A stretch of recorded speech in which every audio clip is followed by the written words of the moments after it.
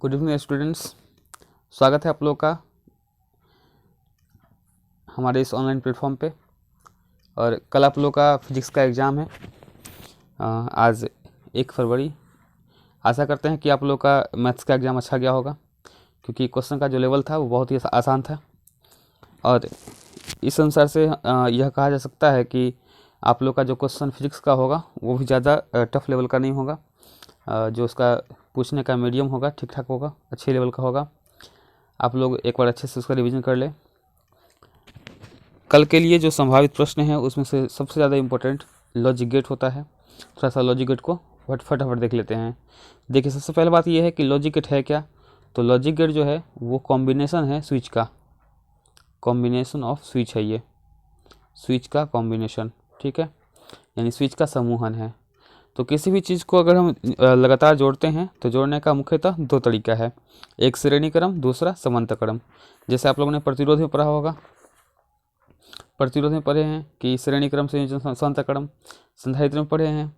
उसी तरह हमारे पास अब स्विच है और इस स्विच का श्रेणी क्रम समांतर क्रम समूहन करना है।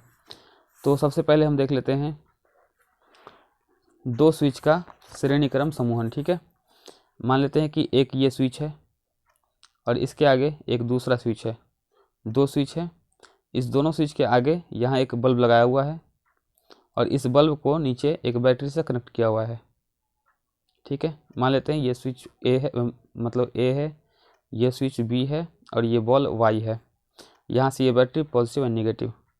हम सभी जानते हैं कि किसी बैटरी से करंट कहाँ से निकलेगा, प्लस से, मतलब करंट इस दिशा से निकलेगा। तो इधर से करंट निकलेगा, यहाँ से टर्न लेकर ऊपर गया, ऊपर से टर्न लेकर यहाँ तक आएगा, ठीक है। हम लोग एक अपने मन से एक ग्राफ मानते हैं कि बॉल के जलने का क्या क्या कंडीशन हो सकता है, ठीक है। सबसे पहले ध्यान ये रखेंगे कि जब भी बल्ब जलेगा तो उसके लिए 1 लिखना है और बल्ब नहीं जलेगा तो उसके लिए 0 लिखना है। 1 बल्ब जलने पर, 0 बल्ब नहीं जलने पर। दूसरा, जब स्विच ऑन होगा तो 1 लिखना है और जब ऑफ होगा तो 0 लिखना है और अपने मन से कंडीशन मानना है।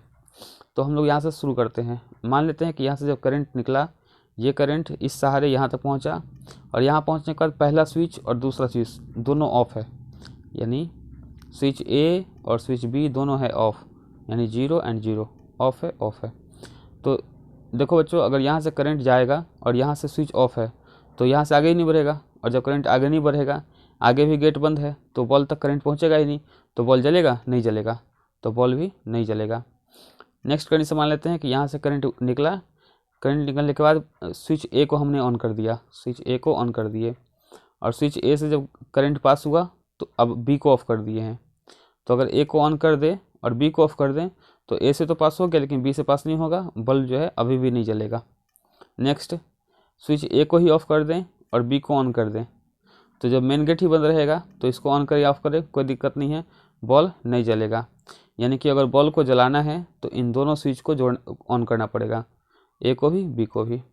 ये जो हम एक टेबल बनाए हैं, इस टेबल को हम लोग बोलते हैं ट्रूथ टेबल। इसको कहा जाता है ट्रूथ टेबल, हिंदी में कहा जाता है सत्यता सारणी, सत्यता सारणी। और ये जो फिगर हमने बनाया, इस गेट को हम लोग बोलते हैं AND गेट। तो ये हमारा AND गेट था और AND गेट का ये सर्किट का फिगर है और ये उसका ट्रूथ टेबल है। एग्जाम में बच्चों क्वेश्चन ये पूछता है कि AND गेट के सत्यता सारणी को लिखें, तो यही सारणी हम लोग को लिख लेना है, अच्छे से ध्यान रखेंगे। और AND गेट का फिगर क्या होता है, तो डी के आकार का, एक डी के आकार का इसका संकेत होता है। तो संकेत भी ऑब्जेक्टिव क्वेश्चन में पूछा जा सकता है, ए बी और वाई, ये हमारा AND गेट का संकेत है। तो आपसे क्वेश्चन 2 तरीके से पूछ सकता है कि AND गेट का संकेत क्या है, तो ये वाला मारेंगे। AND गेट का सारणी लिखें तो ये फिगर बना लेंगे, ठीक है। ये हमारा हो जाएगा काम खत्म। दूसरा हम लोग देख लेते हैं NAND गेट। बहुत ही सिंपल है NAND। तो NAND में लास्ट में तो AND ही है ना, तो AND में ही ऐड करना है, N का मतलब नॉट। तो जब AND गेट में NOT गेट को ऐड कर दिया जाता है तो क्या बन जाता है, NAND गेट बन जाता है। इसका अगर कहेगा ट्रूथ टेबल लिखने के लिए तो हम लोग क्या करेंगे कि AND का ही ट्रूथ टेबल उतारेंगे और सिर्फ रिजल्ट को चेंज कर देंगे। मतलब क्या कि A B और Y, मतलब कि A और B का वैल्यू सेम AND गेट वाला नोट कर लेंगे, 0 0 1 0 0 1 1 1। और जो रिजल्ट है बॉल के जलने का कंडीशन उसको चेंज कर देंगे, जहाँ जहाँ 0 था 1 हो जाएगा, तो यहाँ 1 हो जाएगा, 1 हो जाएगा, 1 हो जाएगा, ये 0 हो जाएगा, 1 1 1 और 0।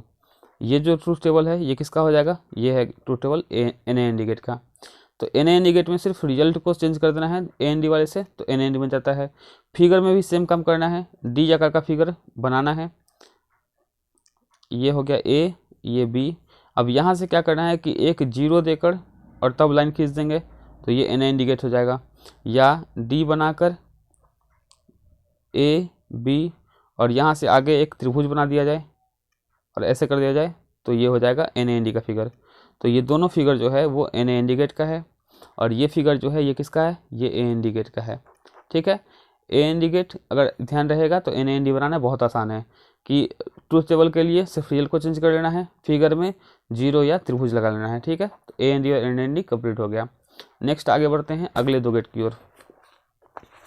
अगला फिगर हम समझते हैं। मान लीजिए कि हमारे पास 2 स्विच फिर से है और इन दोनों स्विचों को हम लोग जोड़े हुए हैं समांतर क्रम में, 2 स्विच को जोड़े हुए हैं समांतर क्रम में, और इसके आगे यहाँ ये बॉल है और नीचे ये सेल है, बैटरी है, plus and minus, switch A, switch B और बॉल Y।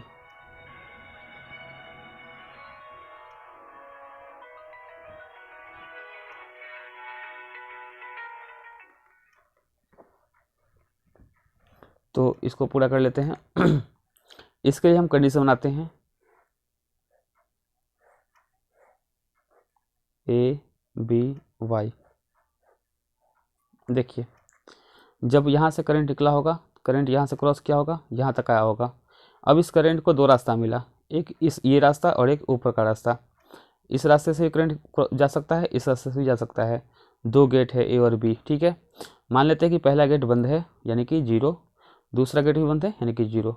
तो जब करंट यहाँ आया होगा तो ना इसको ऊपर से रास्ता मिल जाने का और ना ही रास्ता नीचे से मिला, तो ना ऊपर से करंट गया नीचे से गया, तो बॉल नहीं जलेगा, तो बॉल नहीं जलेगा। अगर हम मान लेते हैं कि पहला गेट ऑन है यानी A जो है वो खुला हुआ है और B वाला गेट बंद है, तो ये अगर बंद हो भी जाए तो ये तो खुला हुआ है, यहाँ से करंट जाएगा और बॉल जल जाएगा।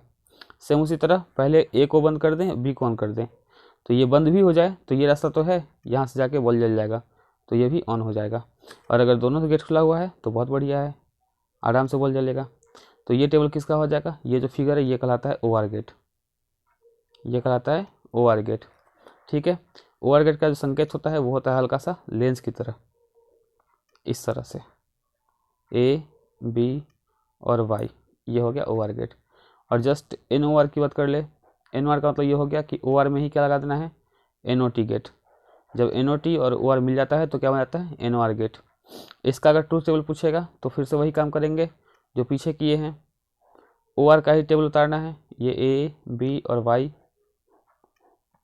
A और B का वैल्यू एकदम सेम उतारना है जो OR का था, और क्या करेंगे, रिजल्ट को चेंज करना है। यहाँ 0 था तो 1 0 0 0, 1 0 0 और 0, ये इसका ट्रूथ टेबल हो जाएगा। संकेत की बात करें तो ये संकेत था OR का, अब इसी में आगे 0 लगा लेंगे तो ये किसका हो जाएगा, NOR का फिगर हो जाएगा। या लेंस बनाकर A B और यहाँ से आगे त्रिभुज जोड़ लेंगे तो ये हो जाएगा फिगर NOR का। ठीक है, तो यहाँ से आपका कम से कम 2-3 नंबर का क्वेश्चन या फिर हो सकता है कि ज़्यादा नंबर का एक क्वेश्चन भी पूछा जा सकता है। तो इसका एक बार रिवीजन, फास्ट रिवीजन आप लोग अभी तुरंत कर ले। ठीक है, और कल के एग्ज़ाम के लिए अग्रिम बधाई, धन्यवाद।